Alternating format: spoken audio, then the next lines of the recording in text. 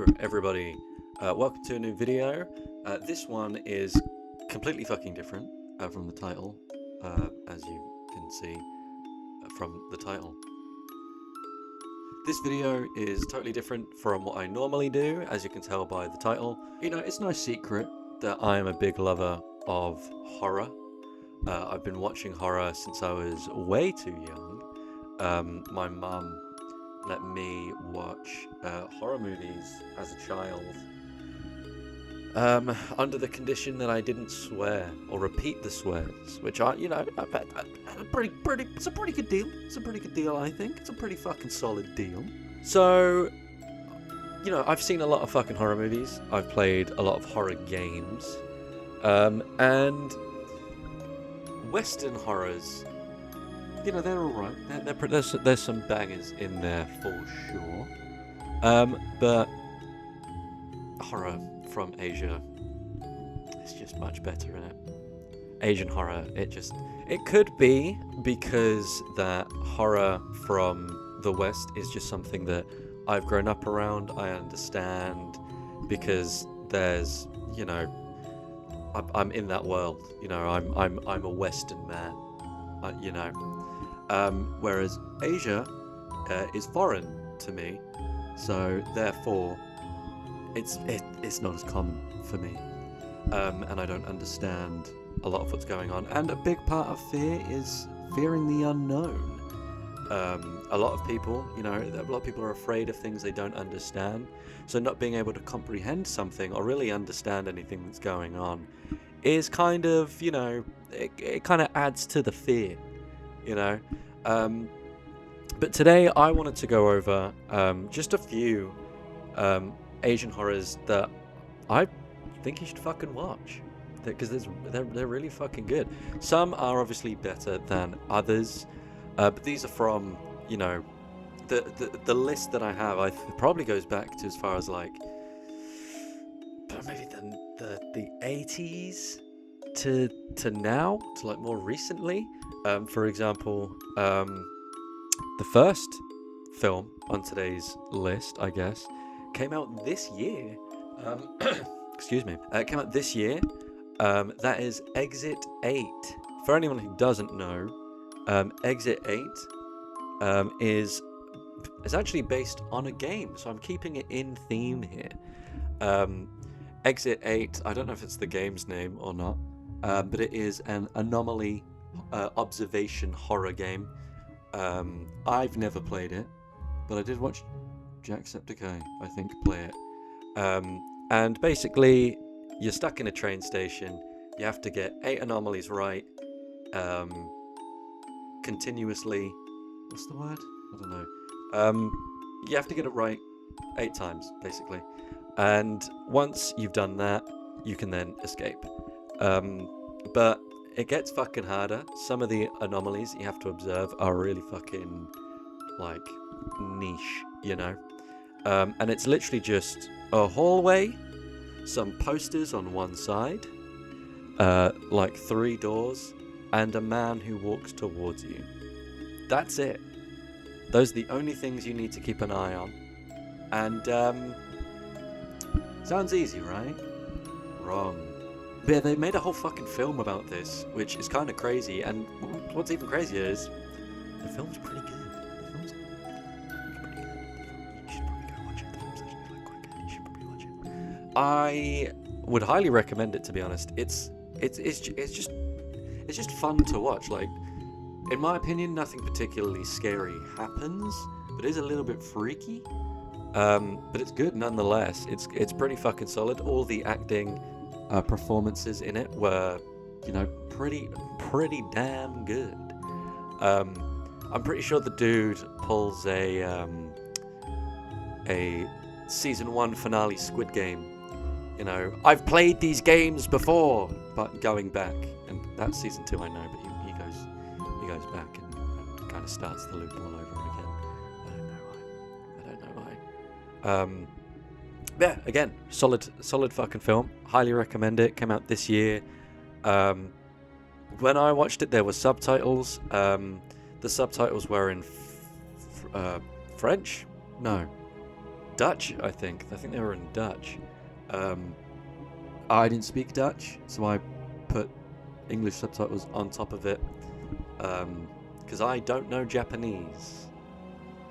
Well, I know a little bit. Arigato gozaimasu. Sayonara. Everyone knows that. I'm not going to bore you with my Japanese knowledge, like, at all. Anyway, the second film. The second film is a Chinese film from, like, 2002. This is The Eye. The Eye, kind of slept on, in my opinion. The Eye follows a story of a girl, or a woman, I should say, who was blinded at like the age of like 2 or something like that, and she gets an eye operation or transplant, I guess you could say. She gets her eyes taken out and new eyes put in, and then she starts to see ghosts, as you do, you know. And the story kind of follows her trying to figure out who these eyes belonged to originally, so that she can kind of figure out why the fuck she's seeing ghosts. You kind of follow that story. There's a love interest involved. It's not really scary in like the typical sense of like, oh, spooky ghosts. It's more so scary in the matter of like that you're solving a mystery here. You know, there's the mystery that's going on. She needs to figure it out with help from a dude who has a massive fucking crush on her. Yeah, it gets a little bit fucked up. The ending especially is kind of messed up too. But yeah, I don't really want to say too much without spoiling it. So just go watch it. Chinese movie, 2002, The Eye. Very good. Movie number 3. Why did I do that? 3? I don't know. 3 is Dark Water. Now I know this film's a little bit more popular. I know quite a few more people know about this one. This film is also from 2002. It's Japanese. Story follows a woman in the middle of a divorce. Her and her husband are battling for custody over her child, or over their child, I should say. And she starts to go a little bit crazy. She starts to go a little bit crazy in this new apartment that she's moved into with her child. You know, she kind of ends up being a bit of a neglectful mother, but not intentionally. It's really like, it's really heartbreaking. It's not too scary. It's more heartbreaking. And this is something I've noticed as well. Just a quick side note with Asian horrors, particularly, is when there's a ghost girl involved specifically, it's hard to be scared of the ghost girl when you find out their backstory. For example, you know, you've got Kayako, Sadako. Those are the big 2 ghost girls, obviously. And when you're finding out their backstories, you know, Sadako, she was thrown into a well by a parent who I guess didn't want her anymore, or I can't really remember. She was her mum was a what are they called? I was gonna say psycho. That's not. She's a bit fucking psycho, to be honest. Psychic. She's a fucking psychic. That's the word I was looking for. Jesus Christ. She was thrown in the well because she had psychic powers, and they were kind of dangerous powers, to be honest with you. That she was like offing people. You know, she was killing people. And you know, once you find out that story, you're kind of like, yeah, do you know what, Sadako? I don't blame you. I don't blame you for killing a bunch of people. It's I would do the exact same thing if I were in her position. And then you got Kayako, you know, her husband, total abusive twat, ended up killing her son and his cat by drowning them in the bathtub, and then broke her neck and kind of just left her to suffocate. Which, by the way, if you haven't put it together already, the reason why Kayako makes the noise is because she's struggling to breathe. Her ghost is struggling to breathe, which is why she makes that like noise. So, when you hear these stories, it's kind of hard to be like, man, she's scary, and not, this is really sad. I'm not. I just feel depressed here. The similar thing happens in Darkwater. It gets a bit like, there is a ghost girl. I mean, if you hadn't put that part together from that segue, I don't know. Speaking of ghost girls, another film that I'd highly recommend is House of Sayuri. This is also kind of a new film, 2022, I believe, something like that. This follows a ghost girl. This family move into this new house after living in a shitty apartment. And to be fair, I can't imagine, 2 grandparents, a mother, a father, and 3 kids. So what's that? That's 5, 6, 7 people living in an apartment together. I can't imagine that going down very well. But they all start to die one by one and get possessed. Apart from the final 2, which I'm not going to tell you who they are, because that would be a huge fucking spoiler. And there is this. I will say that there is this one girl who's kind of like the love interest in the film. She, one of the kids at school. Can't believe I'm saying. One of the kids at school kind of has like a romantic interest in her, and she's kind of like psychic, and she's like, "Oh, something's wrong at your house. You need to fucking leave." So bro goes to school, sees her on the roof. She's reading she's reading yaoi, which, for anyone who doesn't know what yaoi is, it's considered boy love. It's gay porn. It's gay porn. She's reading a gay porn manga in school, and the guy goes up to her and is like, "Hey, what are you reading?" And she's like, "Nothing that will change your life." What a fucking comeback! What a comeback! She had that one in the chamber, ready to fire in case anyone asked her what she was reading. But anyway, back to the plot of House of Sayuri.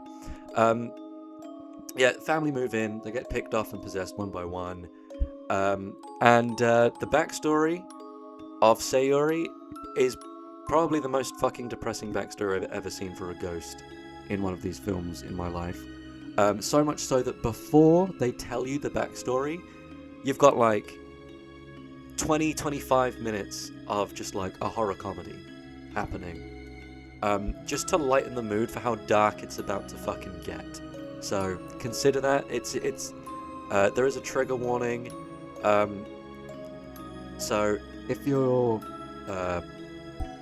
easily upset by things like physical abuse, like domestic abuse, sexual assault, murder, shit like that. First of all, why are you watching a horror film for murder? It's kind of common. But anything like that, huge trigger warning for House of Sayuri. And probably most of these films in general anyway, they are kind of a bit fucked up. But yeah, there you go. This next one, I forgot what number we're on, like 5? 4, 5, something like that. This is kind of cheating because these are 2 films, technically 3, but I haven't seen the 3rd. So yeah, this is Indonesia's Satan's Slaves, from Satan's Slaves 1 being from 2017, I think, and Satan's Slaves 2 being from 2022, I think. But yes, these films, they first of all, I just want to say they do nothing new. They do absolutely nothing new. But what they do feels very refreshing, and it makes it feel new, if that makes sense. Does that make sense? I hope so. Watch it and you'll see what I mean. But the first Satan's Slaves is fucking incredible. It's about this family who are kind of struggling financially. Their mother used to be this huge, like, big deal pop star, but they can't even claim her royalties because there aren't any to claim. So there's that they can't even claim the money from that to help them out. And she's kind of like in a very degenerative position or condition, I suppose is probably the best way to put it. Then there's these dreams the main character starts having. I can't remember what Rinny, I think's her name. She has this dream that there's a ghost visiting her mother, or that her mother is a ghost. She taps her mother on the shoulder, turns around to see her mother, speechless, like pointing at the ghost, and then realizes, oh shit, that wasn't my mum, that was a ghost. But it was just a dream, so it's fine. There's a lot of shit going on involved, a lot of death, a lot of ghosts. Very cool ghosts. There are zombies in it. There's a cult. It's really fucking good. And then there's the sequel to that, which is Satan's Slaves 2 Communion, which continues on the story of the family, and they've moved into an apartment now, so that they have neighbours close by, because where they lived before was kind of in bumfuck nowhere. Their house, by the way, right opposite a graveyard too, so they move into this apartment. More spooky shit starts fucking happening. There was actually a scare in Satan's Slaves 2 that genuinely got me, and I don't want, not that I'm Billy Big Bollocks or anything, but I don't get scared very easily. So that's that. If something can genuinely scare me and it's not a cheap, shitty jump scare, and there's build up to it and stuff like that, instead of it just goes quiet for a little while and then got you. Then it's a genuinely like good film in my opinion.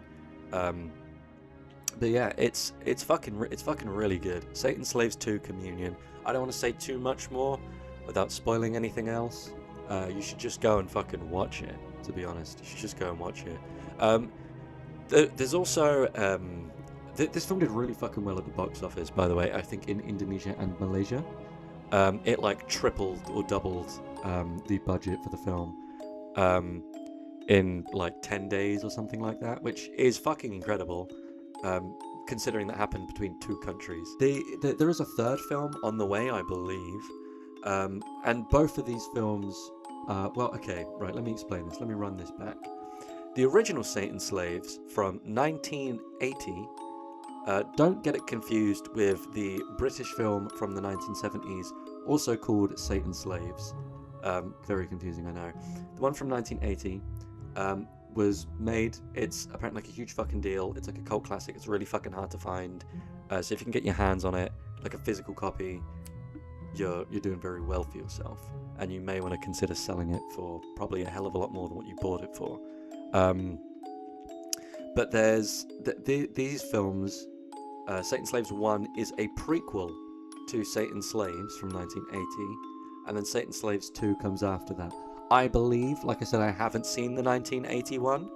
They might both be prequels, but if the second film, if the first film is actually the second film, then it's kind of a Halloween situation where they had Halloween, the original one, and then the more recent Halloween 2018 is actually a retcon of Halloween 2 and everything that happened after it, making the first official canon 2 films in the series both called Halloween, because then you'd have Satan's Slaves 2017 and then Satan's Slaves 1980. So the first 2 films are called Satan's Slaves. It's people need to start coming up with taglines more often in horror films. This shit should not be that fucking confusing. But anyway, I digress. Satan's Slaves, go give it a watch. I'd probably give it like an 8 if I'm not just going to suddenly give these rankings, I don't know, but I'll probably give it an 8. Or maybe I will just give the rest rankings. Yeah, maybe I will. The next film. This film is a banger. This film is called Liverleaf. Liverleaf. All one word. This is from 2018, I think. Maybe. Yeah, no, I think it was 2018. It'll be on screen. You'll be able to see. This is a Japanese revenge film. Whoa, man. It's bloody. It's fucked up. And it's really fucking good. It's brutal. So if you like you know, if you like a bit of a bloody mess, you know, like the Fallout perk, then you're golden. I cannot recommend this film enough to you.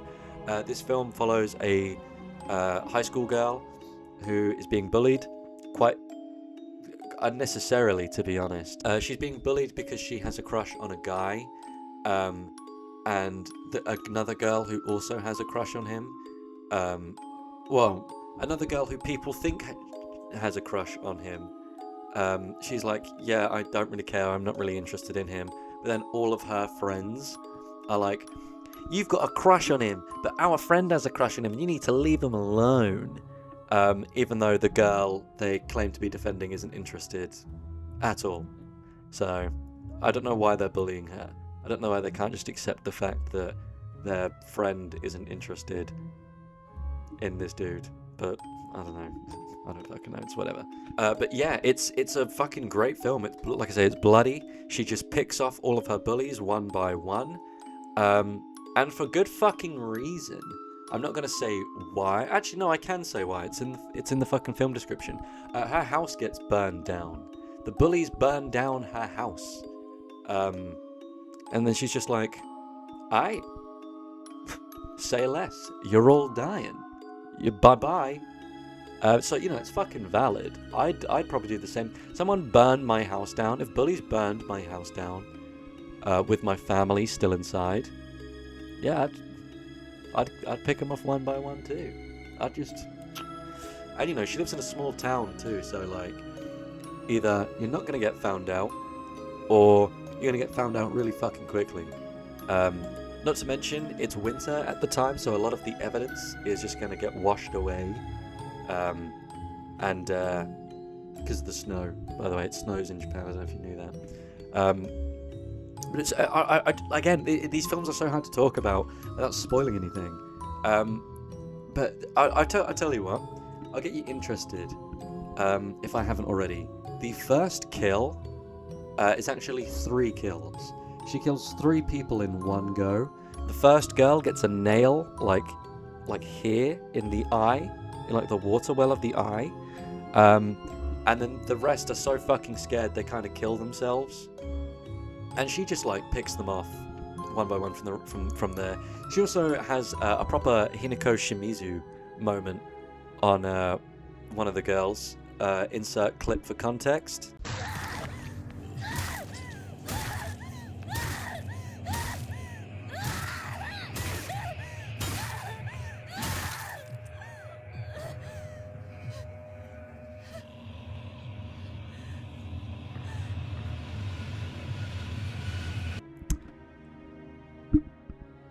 You know, are you interested? You interested?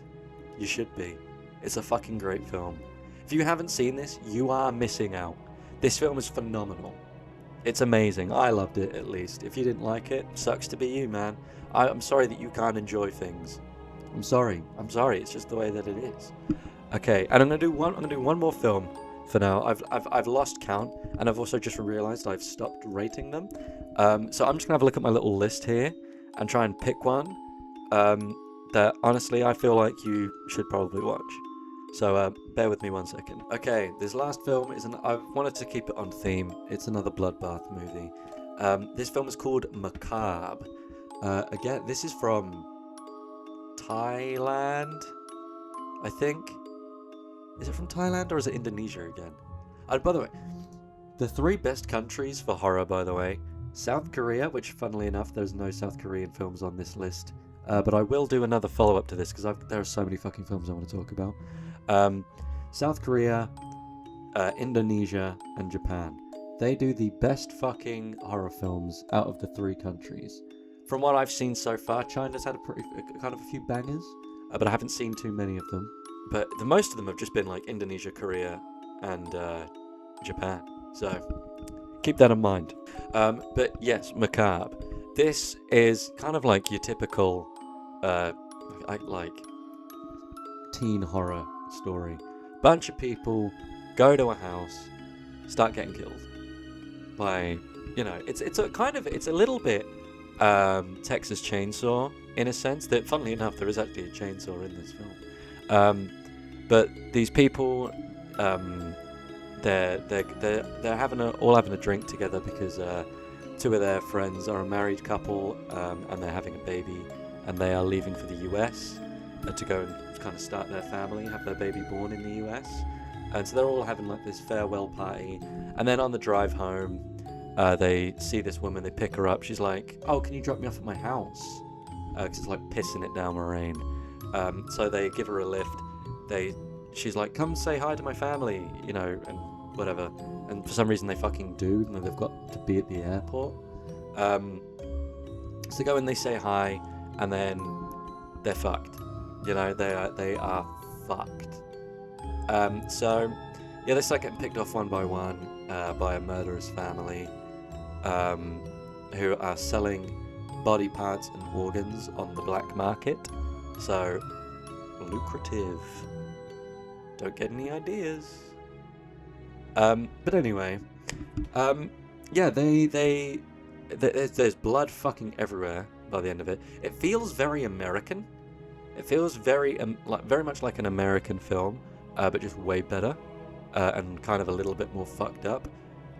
Some of it is hard to watch. There was a part where I was watching it with my friend, and she was struggling to watch, but she doesn't do horror very well. So props to her.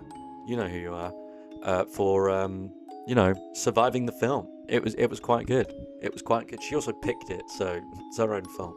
But anyway, give it a watch. Macabre. I can't remember when it came out. I think it's like a 2000s film, maybe 2010s. I don't remember. Again, it would have been on screen. But yes, these are some film recommendations that I'm giving to you, the audience, and I highly recommend that you check them out. I've got a whole list here. I think I've gone through like 40 horror movies, Asian horror movies, not including like Ring and The Grudge, or Ju-on, if you want to call it that, Ringu. Not including those because I've seen all of those before. I even saw the 2019 Sadako movie, which, you know, it's about a 6 or a 7. I did not mean to say 6, 7. Anyway, thank you for watching. If you have any more films that you think I should watch, let me know in the comments.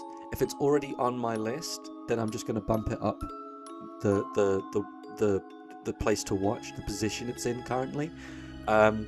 If it's a film I've never fucking heard of, even better. I don't care what country it's from, just please be an Asian country. If it's, you know, it doesn't matter what it is, ghosts, murder, crime, a thriller, for fuck's sake, I don't care. I'll watch it. I'll watch it. Just let me know if you have anything to suggest. But yeah, I think that's going to do it for this video. If you stayed until the end, thank you. Consider subscribing since you watched this whole film. And since you watched this whole video, you know, again, comments, let me know some horrors. Leave a like on the video. And if you want to see more, I'm probably going to do more anyway, because I like doing this. It's fun. My headset just turned itself off. But yeah, anyway, thank you all so much for watching. I greatly appreciate you watching this. If you've just found me, hello. I hope you're doing well. I'm the Bubble Bandit. I mostly do gameplay videos, but I'm kind of trying to switch it up a little bit because I like more than just video games. But yes, thank you all so much for watching, and I will see you in the next video. Bye!